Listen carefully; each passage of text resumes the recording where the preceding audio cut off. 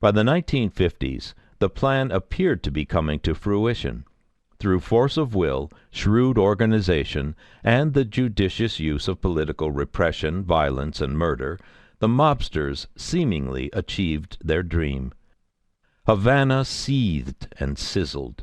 The money that flowed from huge hotel casinos was used to construct nightclubs that attracted major performers, Cuban, American, and European. A fabulous epic was created, perhaps the most organic and exotic entertainment era in the history of organized crime. Elaborate floor shows at places like the world-famous Tropicana nightclub set the standard for generations to come. Smaller cabarets allowed patrons to get closer to the dancers, who were scantily clad, voluptuous, and sometimes obtainable. Varying levels of burlesque clubs and bordellos were sprinkled throughout the city.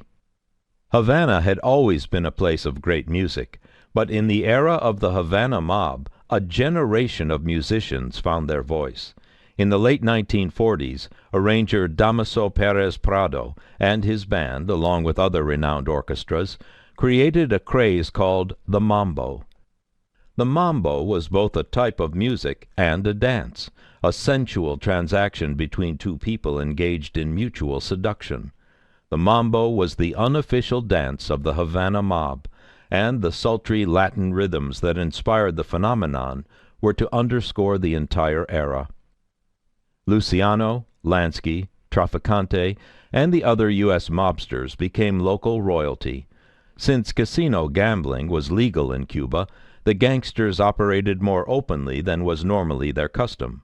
Various mobsters and their associates served on the board of directors for banks, financial institutions, and powerful corporations. Since Meyer Lansky and Company were outsiders in Cuba, their operations had the look and feel of an act of prestidigitation, except that in truth none of it would have been possible were it not for the cooperation of the ultimate insider, El Presidente Fulgencio Batista y Zaldivar.